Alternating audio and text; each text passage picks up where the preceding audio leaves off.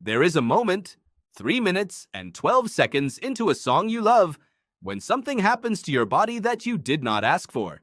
Your arms prickle. The hair on the back of your neck lifts. A wave moves down your spine like cold water, except nothing is cold and nothing has touched you. You are sitting in a chair. Nothing in the room has changed. And yet your body just reacted as if something extraordinary occurred. This is not a metaphor. It is not you being emotional or dramatic. It is a measurable physical event happening inside roughly 60% of the human population, and scientists have a name for it. They call it frisson. You might know it as chills, or the shivers, or skin orgasms, which is the blunt name some researchers actually use in published papers. Whatever you call it, the question is the same. Why would a sequence of sound waves entering your ears and doing nothing to your actual body trigger a response usually reserved for danger or awe? To understand this, you have to go back to what music is not supposed to do to you. Sound, in its most basic evolutionary function, was a warning system, a snapping branch, a predator's growl, a sudden silence where birdsong used to be.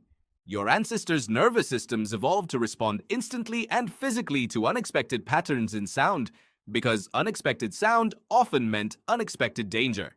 The chills you feel were not designed for music. They were designed for the wilderness. But music, it turns out, is a master at hijacking that ancient alarm system.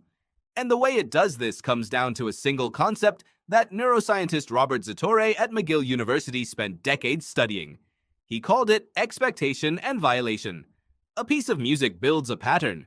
Your brain, without you consciously trying, begins predicting what note comes next, what rhythm will follow, what the melody is likely to do. This is not a special musical skill. Every human brain does this automatically because prediction is one of the fundamental jobs of the brain in every context, not just music. Then, at a specific moment, the song does something your brain did not expect. A key change, an unexpected pause, a voice that suddenly climbs higher than the pattern suggested it would. A chord that resolves in a way slightly different from what 1,000 other songs have taught your brain to anticipate. This violation of expectation, this small surprise layered onto a familiar pattern, is where the chills begin. Zatorre's research, using brain imaging, found something remarkable. During these moments of musical chills, the brain releases dopamine, the same neurotransmitter associated with food, sex, and drugs. But here is the strange part. The dopamine does not arrive only at the moment of the chill. It arrives twice. Once in anticipation, right before the surprising musical moment happens, and once again at the peak of the chill itself. Your brain is rewarding you, not just for the surprise, but for correctly sensing that a surprise was coming. You are being paid, chemically, for prediction and for being pleasantly wrong at the same time.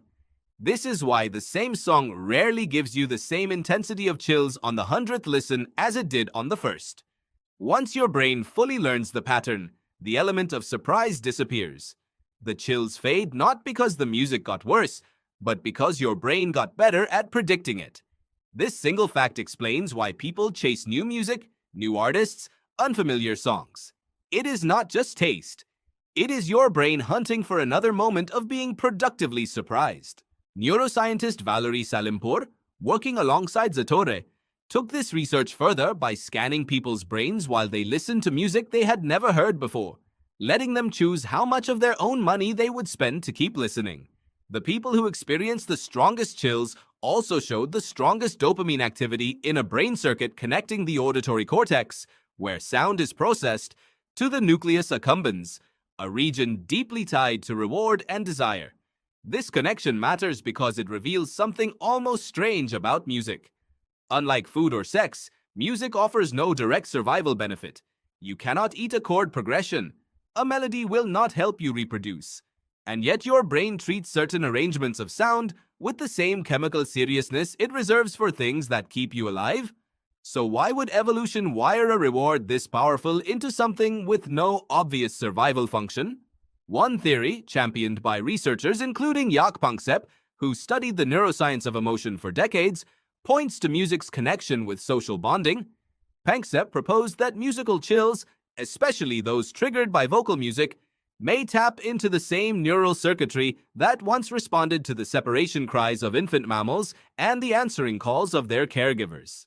In this view, a rising vocal line, a swelling string section, a sudden crescendo mimics ancient patterns of emotional communication that predate language itself. Your body reacts to a soaring chorus the way an infant's body once reacted to the sound of a parent calling out across a distance. The chill, in this theory, is not really about the music at all. It is about connection, real or imagined, arriving through sound.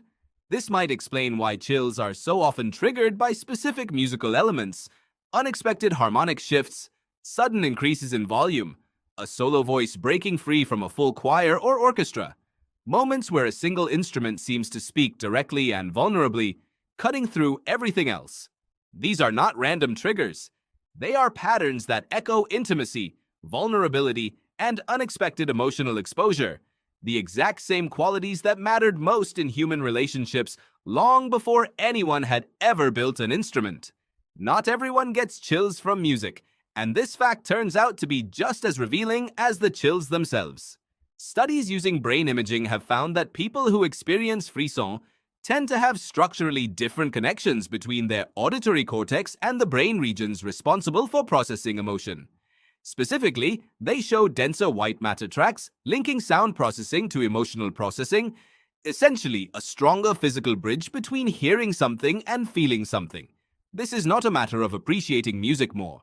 It appears to be, at least partly, a wiring difference, something closer to a trait than a preference. There is also a personality dimension to this. Research has connected frisson proneness to a trait called openness to experience, one of the 5 major personality dimensions studied in psychology. People high in this trait tend to seek out novelty, engage more deeply with abstract ideas, and are more willing to be emotionally moved by art. If you are someone who reliably gets chills from music, this is not a coincidence of taste. It may be a marker of how your brain is built to engage with the unexpected in general, not just in sound, but in art, ideas, and experience. Consider what this means about your own listening habits.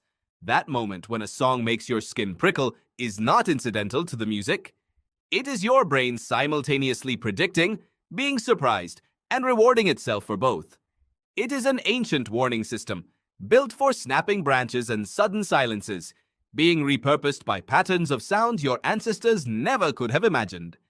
It is dopamine circuitry evolved for survival, firing for a reason that has nothing to do with survival at all.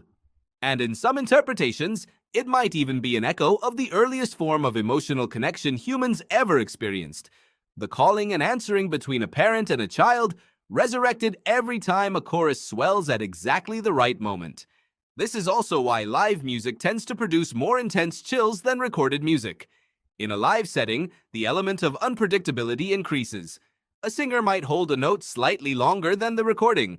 A band might build a moment of tension the audience cannot fully anticipate. Combined with the physical presence of other people reacting simultaneously, a kind of shared emotional contagion, live performance offers your brain more genuine surprises to reward and more social signals suggesting this moment matters. The next time a song gives you chills, you now know what is actually happening. Your brain predicted a pattern. The music broke that pattern in a way that felt